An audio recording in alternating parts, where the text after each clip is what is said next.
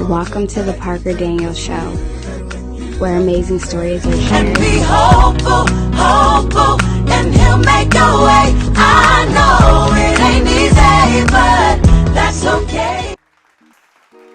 Welcome to the Parker Daniels Show, where our motto is, we make changes, no excuses. What's up? It's me. I like that title so much until we had to do a trilogy. But today it's a different twist. Rod Clemens, we also know him from the title What's Up? It's Me, from the chart climbing album, has brought on an artist by the name of Dan Kenneth. He has a hot song out right now called From the Heart, produced by Rod, who is visually impaired. And we're going to talk to Dan about his perception of Rod, his thoughts as a sighted person, of him working with Rod musically and as a friend. So let me throw it to my co-host from Rose Colored Glasses, Nicole. Hi, Nicole. Let's welcome Dan. Hi, everybody out there in our viewing area and our listening area.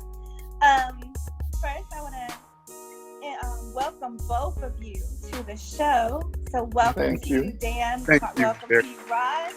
Thank you. So, hello. I'm going to start this interview off with Dan. So Dan, tell me a little bit about yourself, where you are from, and how did you get into music? I am from Wilmington, Delaware. Delaware is the state. A lot of people don't know where Delaware is, but trust me, we are the first state. We are the Diamond State. I am from Wilmington, Delaware, and I always say via Charleston, South Carolina, because my family originated in Charleston, South Carolina, and migrated to Delaware, where I was born. I started singing at the age of 5, and that was actually pushed on me by my grandmother.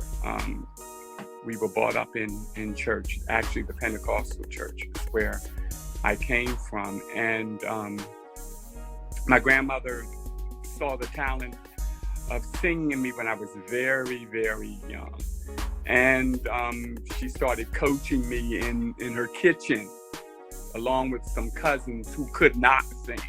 But she started coaching me and giving me notes. And actually, the songs that she taught me, they were hymnals. So she'd be in the kitchen cooking or washing, and she would ask all 3 of us to come in, and she would teach us these songs, give us the parts to sing, and we would perform these songs in front of her. And then we were supposed to perform in a youth service, most of the time Sunday evening, and I was the only one that was singing because nobody else wanted to or could.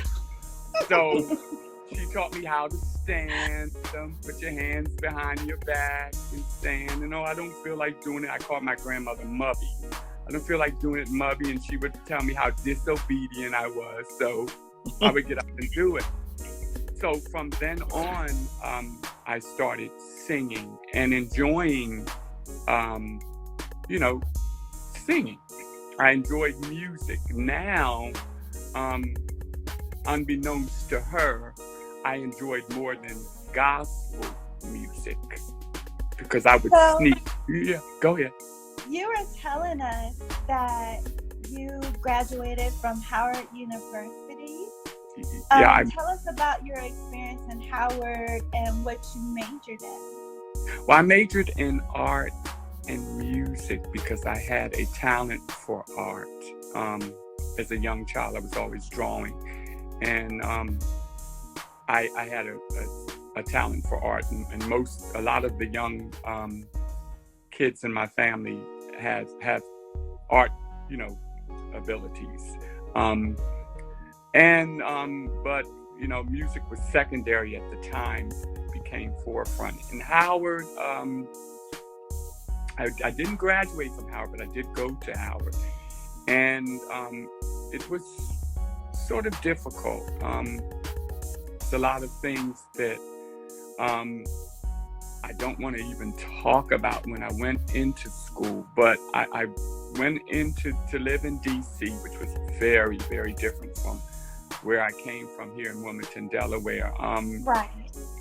Howard was, a place. Of course, people know it's predominantly African American. There's a lot of Africans that go to Howard. It was a hustle and bustle kind of lifestyle then. I mean, college, I guess, is pretty much easier now.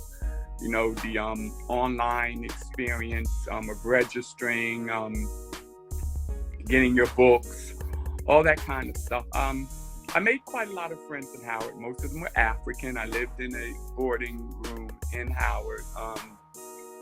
And, it was an experience. That's just about all I can say. I transferred to the University of Delaware my first semester in Howard. That also was not a good experience. There was a lot of prejudice there, I have to say it. It was predominantly white, and I had to constantly battle with some of the white students there. So I came out and actually I took a class on travel and tourism and later became a corporate travel agent, far from music and art. But you know what? I enjoyed the experience because I was booking people at a major corporate company everywhere. Not only did I book them, but I was able to travel free. Many places. So that was my journey with education. Gotta get your parts in somewhere, huh? Yeah. Wonderful job. So I'm gonna push it up a little bit. So, Rod, because I don't want to leave you out, I want to ask you, Dan, how did you come about meeting Rod? And what was your first impression of Rod when you met him? Well, I had just recorded an album, and this album was produced by a friend of mine in the church that I was attending that I had known for years, and he did one complete mess. I'm sorry to say. And I did the best I could with the finished product of the disaster. And I was basically by myself. I was initially a part of a group years ago, and I ended up being a solo artist because everyone grew up and had kids and moved on. And I decided after a dreadful car accident that I was in on my way to work, that gave me the inspiration to continue on and in my music field. And I was grateful to God that I survived it. After the album that I initially did with this person, I wasn't satisfied with it, and I was searching and found Rod. Rod took a listen to the album and came to the same conclusion that I did. What is this? And he, in turn, decided that he would work with me because he saw the talent. As far as him being visually disabled, I did not know at first. And when I met him, it really didn't matter. It wasn't a big thing to me. I didn't really zero in on his visual disability. I zeroed in on the talents that this man had. I mean, this man was genius when it came to his talents. So the visual disability had nothing to do with it. Understand, I worked with somebody who could see, and they did a terrible job. With Rod, he's a normal person just like anybody else. Okay, you have a visual disability, but that does not make a person. And he knew what he was doing. There's a lot of people that could see that don't know what they're doing. I mean, spend some time with Rod on the street, as I have, doing sighted guide, and him telling me where I need to go, and I'm telling him it's not there, and I turn around when he says, well, it's right to your left, and I turn around and it's there. So, just because you can see doesn't mean much of anything. But working with him was just a breath of fresh air. So it wasn't about the visual disability, you know. I don't know if people that are around visual disabled people act crazy or funny about their disability. It had nothing to do with it. And yes, they do. And I'm sure that they do. They clam up and they act crazy, or they start talking loud like you have a hearing disability instead of a visual disability. But working with him was just a wonderful, wonderful experience. That's everything in a nutshell right there. Okay. So, Rod, are you there? Uh-huh. Okay. So, what were your first impressions of Dan? Well, when he sent me his his first CD, I mean, I could tell right away that he could sing. You know, I could totally hear the vocal ability without a question. But of course, the immediate thought that I had was, this production is horrible. I mean, and you could tell, and he's not the first person that has come to me with, that actually has wonderful singing ability, but the production around them is terrible. And usually when that happens, the artist, you can tell the artist is trying to fight to make the song work. And I could hear him doing that. They either have to fight to make the song work, or they sound like they're bored. But I knew that he could sing, and I knew right away that he certainly had the ability. And that's when we started talking about putting this album together. Actually, I think originally we started talking about just doing like 4 or 5 songs, and then it turned into a complete album. And I was in New York at the time, so he would come up to New York on the weekends and work with me. And not only did we do recording and all this stuff, but I cooked dinner for us, and he was like, "Wow, you cook? My God!" And I'm like, "Yeah, do I look like I'm starving?" So one of the things that Dan and I talked about, and Rod, you and I have talked about this as well, is the trust issue between meeting people out in the type of work you all do, which is music, and the field of the arts. Dan, tell me a little bit about your first misgivings of Rod, and Rod, you tell me about your misgivings concerning Dan, and we kind of will put this together, hopefully, and kind of see where you guys really bridge the gap. You want to go first? Yeah, you go first. We'll see. Rod can go first. Well, you know what? I don't know that I had any misgivings, actually. Well, I think one thing too is that we talked on the phone many times before we actually met. So by the time we met, we had been talking through some of the songs that he had. We actually ended up doing at least one song over again that was on that album, and we might go back and revisit some of the other ones on the next project. But he seemed very comfortable, and I don't think I had any misgivings. I mean, that could certainly happen, because there are people who get very squeamish and they clam up, and you can tell they're not comfortable and they don't know what to say, and so they either say nothing or they say the weirdest things you could possibly imagine. No, there weren't. Like Rod said, we spoke on the phone, I guess almost a month or so before we had even met. Yeah. I remember, you know, getting ready to come to New York, and I had a little fear of that. You know, so I would come to Rod's apartment. Oh, these buildings are going to fall on me. They're so big. Yeah, I think you would have more fear of New York than me. Yeah. But other than that, no. As long as I was in the company of Rod, and I felt very comfortable. Now, if somebody came over to his apartment, he'll tell you what I would do.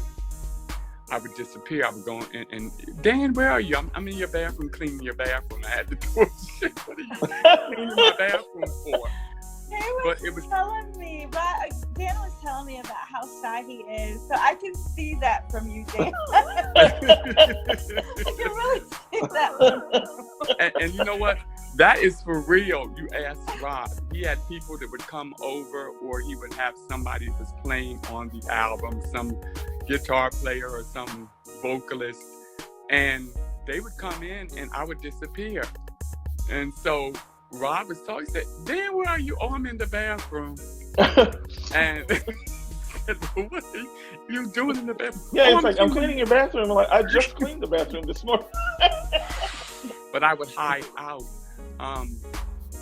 And that's because I was very shy, and because of my life and growing up and certain things that have happened to me, I didn't really trust people all that much. If I got the chance to know you, I was fine with you. And, you know, by that time I had gotten the chance to know Rod very well.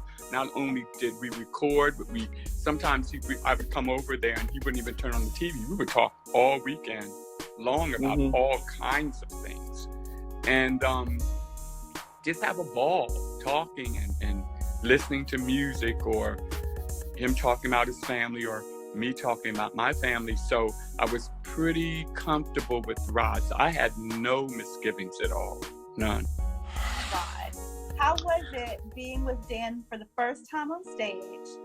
And what were your, biggest highlights? Dan is a performer. He is truly a performer, and he gives you 150%. And, in the studio and on stage. And I was very, very impressed with that, because it didn't even occur to me that I had never seen him live until we actually did his first performance. And I'm like, oh, wow.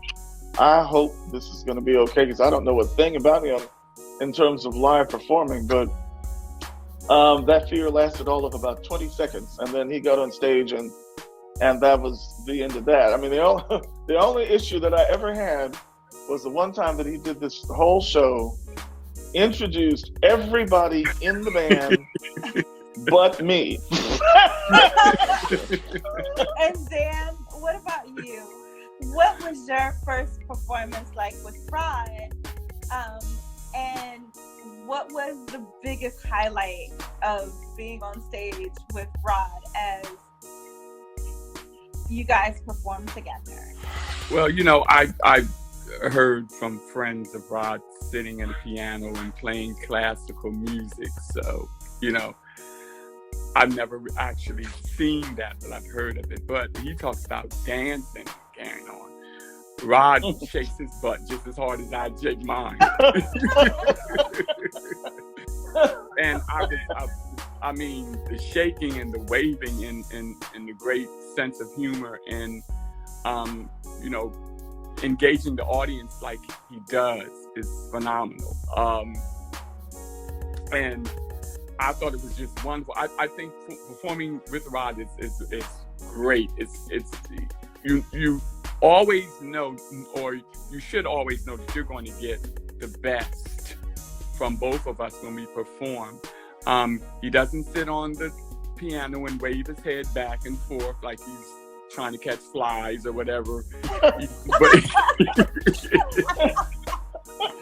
And I don't mean no harm by it, but I've seen, certain artists do that. I'm like, what are they looking at? Where is it? To the left, to the right, to the left, to the right. No, he does not do that. But he shakes it up, and he shakes his hips, and his behind goes to the left and right. He's jumping and he's carrying on, and he's a very, very good performer. And so, you know, when you come to see a Rod Clemens, Dan Kenneth show, you're in for a good time. So, guys, I'm going to say a little piece. I am like really floored about the camaraderie between you two. Mm-hmm. You don't see that in very many artists these days, because everybody's trying to compete to be the best. Mm-hmm. But I like the fact that there's camaraderie. Rod more goes to the genre of R&B, and you more go towards the genre of gospel music. And you guys make it work.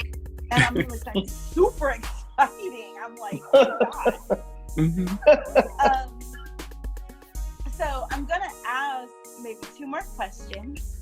Dan, I would like for you to tell us a little bit about your album and some of the songs in it.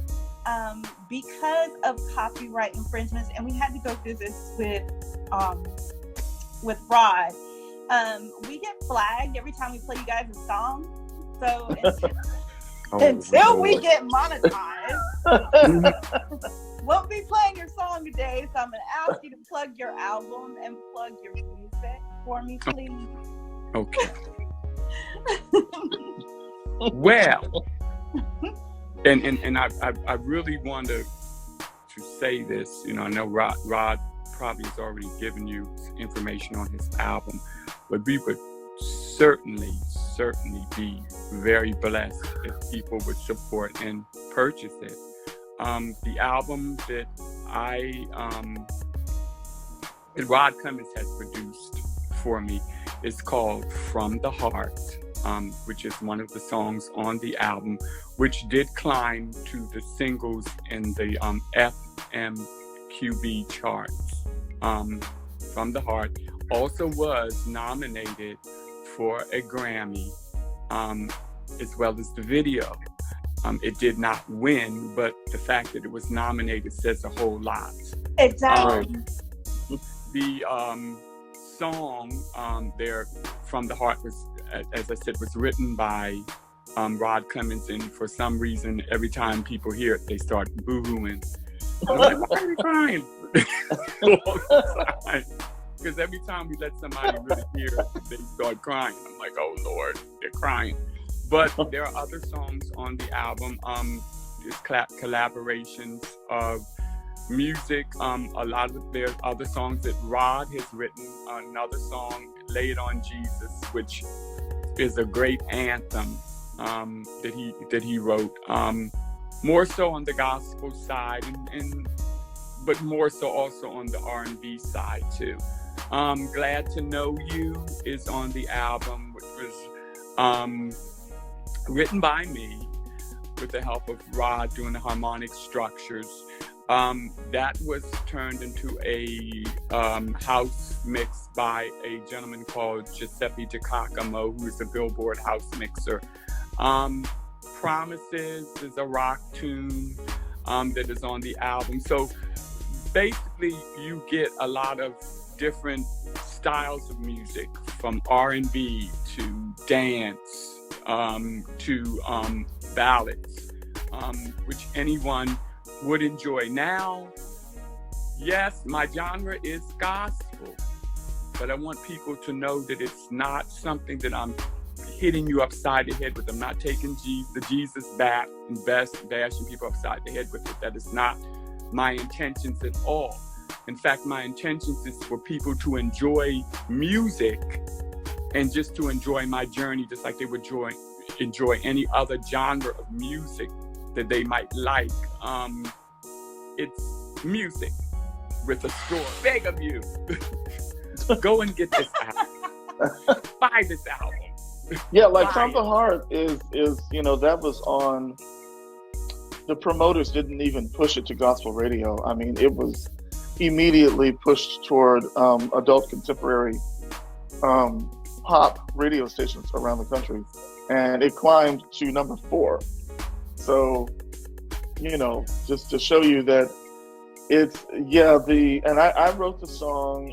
I do not use the word God or Jesus or anything like that in it, but, it's a song that I basically wrote to God. So I don't have to say anybody's name if I'm writing it to that person. And same thing with his song "Glad to Know You," which is the first song on the album. He talked about the remix, which is wonderful. The original album version is an old school funk kind of thing, almost like a Sly Stone kind of vibe. So you get a lot of different styles on this album, and it's very entertaining. And can I add this?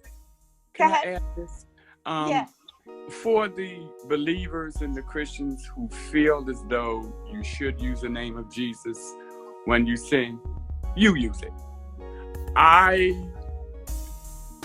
like to relate to my faith one-on-one, and I don't always have to use God or Jesus in songs that I'm singing about them. I just don't always think that it's necessary.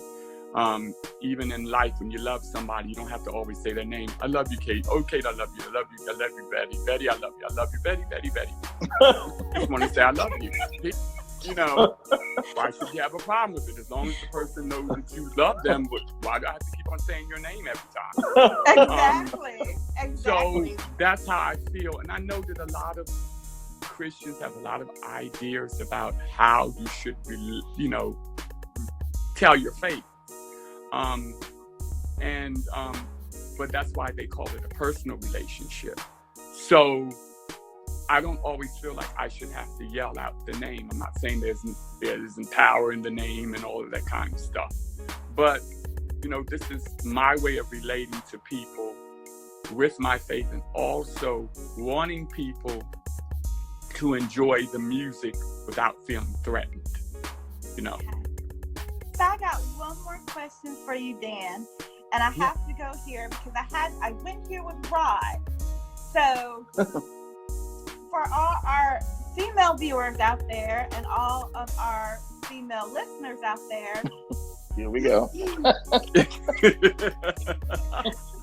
I'm pretty sure they would like to know whether or not you are single. Are you an eligible bachelor? Well, do you want to marry me? Of course I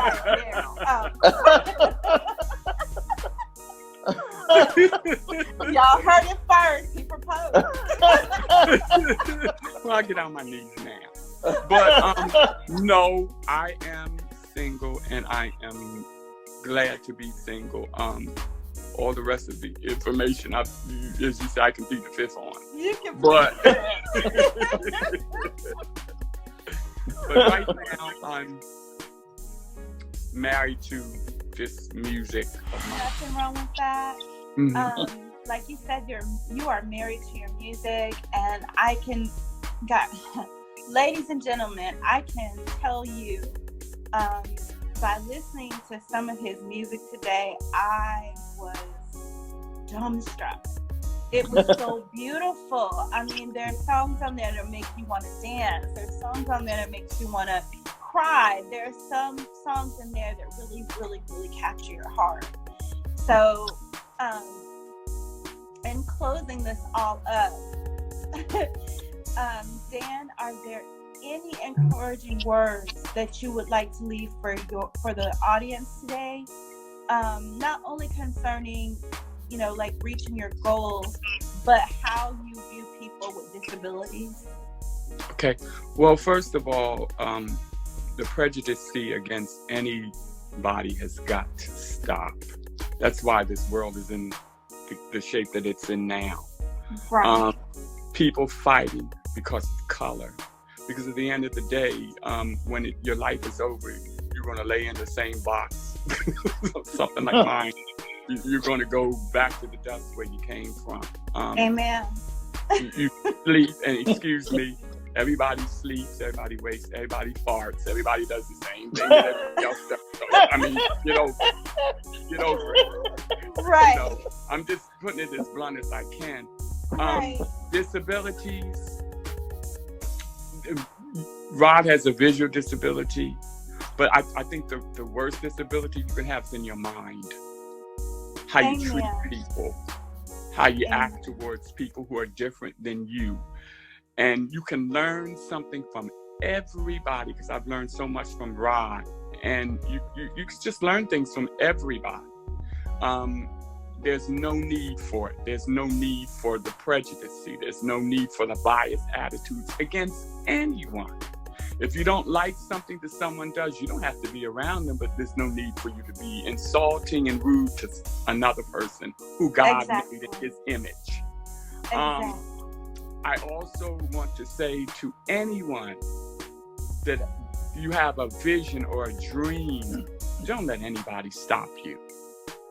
If you believe that you can do it, take a chance and go and do it. Of course, there's going to be obstacles. If it wasn't any obstacles, it wouldn't be worth it, because you can look at the obstacles that you have left behind or went over, and you can appreciate it more. If everything is done for you so easily, you don't really appreciate it.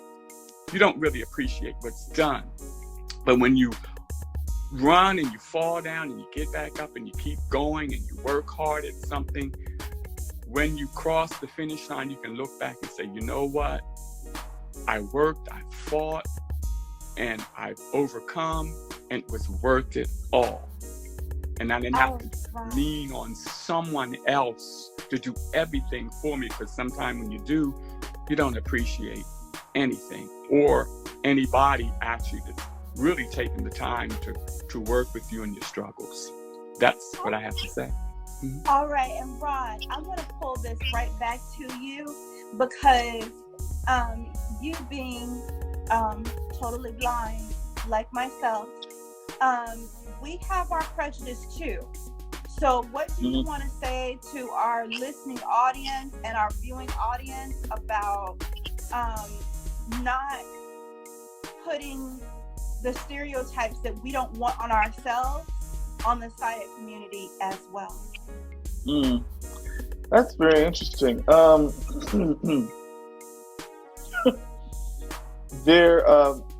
It's funny. Last Sunday, I was expecting a ride to go to church, and the paratransit driver went to the wrong complex, because right across from me is a complex that has the same name as the street that we're on.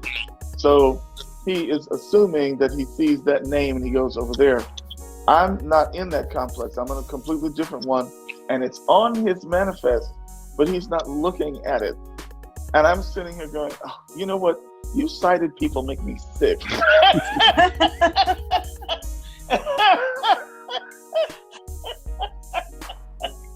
You know, because I get that way sometimes, because I feel like they just sort of take things for granted, and they're just not really looking carefully at what they need to look at. But that's also a prejudice, and I don't need to, lump everybody in that situation, because that's not always the case. And that can be the case, in any situation, even if you're visually impaired, but you're listening to something and you're not really listening to that person. So what they're saying, it's kind of going in one ear and out the other. But just the whole thing is exactly what Jesus said, which is pretty much treat others the way you want to be treated. And if you think that way, you can never go wrong. And, but unfortunately, we are human, and human beings are not always going to follow that situation. And so therefore there will always be prejudice and strife and whatever. But as far as it depends on each one of us individually, I think if we do that, it would be a much, much, much, much, much nicer world to live in. All right. So I want to say thank you, gentlemen, again for coming on the show. Oh, I enjoyed it. And Dan, also, you need to tell people where you can find your album, child. Oh, yes. Thank y'all so much. You can find it on CD Baby. It's on Amazon, iTunes. various. I guess it's on any site of music that sells music. Yeah. Yeah, that you can upload to your devices. So don't let me tell y'all where this music is and y'all don't buy nothing. So you can also stream it too on every streaming audio platform. Yeah. You know, any of them, Amazon, iHeart. I saw the other day, I got this little royalty payment, and I saw so many little things from iTunes United Kingdom. I'm like, wow. Yeah. So you And guys you know- are even international. Yeah, exactly. Oh my on God. site, Okay. yeah, with from China and seeing the music there and with their writing. I don't know what we're saying, but it's there. So, upload it. So, Rod, as always, it is a pleasure. Dan, Thank you. It was a pleasure getting Oh, to it's know a pleasure you being and here. meeting you. Thank you. And I want to say thank you guys for coming on the show. I hope to have you back in the future because you guys have been like the super guests that have actually made me laugh and smile. And one of the best interviews I have had so far. So I just want to tell you guys thank you. Well, thank Thank you. for allowing us to be here. And I'm going to close out the show. So once again, everybody out there, all across the land, hit that like button, hit that subscribe button, hit that notification bell. Let us know what you don't like and what you do like in the comments. As always, at this show, our motto is we make changes and no Yes, I am hopeful for today. Take this music and use it. Let it take you